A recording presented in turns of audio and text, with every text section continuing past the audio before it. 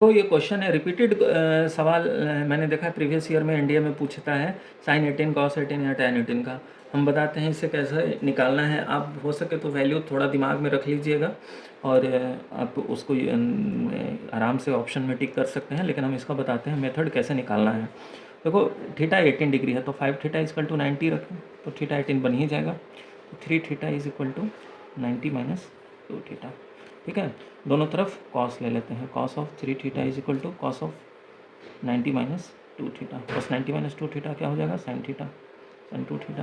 देखो कॉस क्यों लिया, उसका एडवांटेज है। डिसएडवांटेज क्या होगा, साइन लेने से कॉस की जगह साइन लेते तो क्या डिसएडवांटेज होता वो हम बताएंगे। जब साइन लेंगे तो क्यूबिक इक्वेशन बन जाएगा और क्यूबिक का एक रूट हमें पता चलेगा और फिर जब वो इक्वेशन को कन्वर्ट करेंगे तो क्वाड्रेटिक बनेगा। अल्टीमेटली हमें क्वाड्रेटिक सॉल्विंग करना होगा और कॉस में डायरेक्ट हमें क्वाड्रेटिक मिलेगा।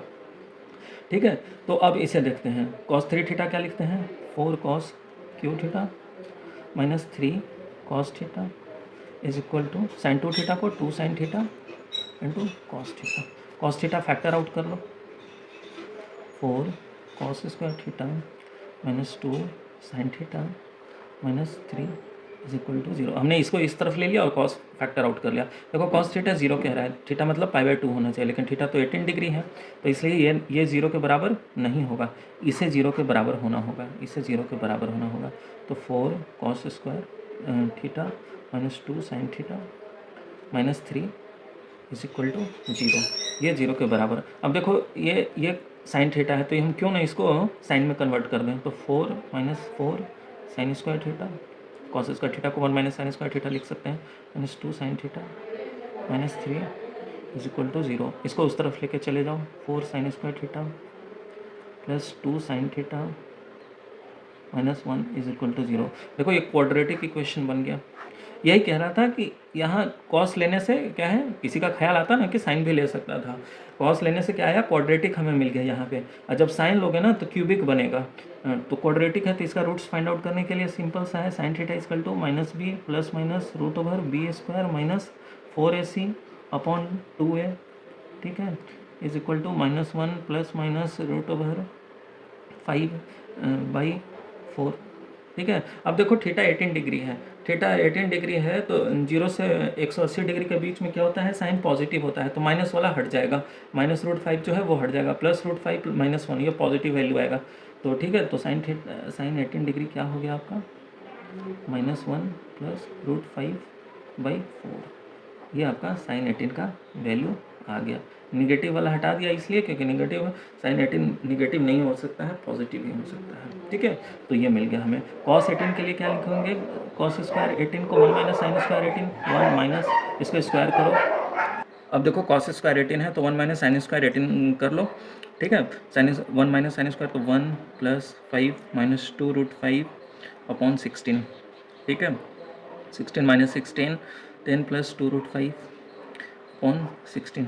तो कॉस 18 यहाँ से क्या आया, अंडर रूट ले लेंगे तो ये भी पॉजिटिव वैल्यू ही आएगा, तो under root 10 plus 2 root 5 upon 4, ये आ गया आपका कॉस 18। ठीक है, अब tan 18 क्या हो जाएगा, साइन 18 अपॉन कॉस 18। तो साइन 18 कितना है, 1 प्लस रूट 5। ठीक है, ये निगेटिव नहीं, 1 प्लस रूट 5, 4 से 4 कट जाएगा, अंडर रूट 10 प्लस 2 रूट 5, ये आपका tan 18 आ गया।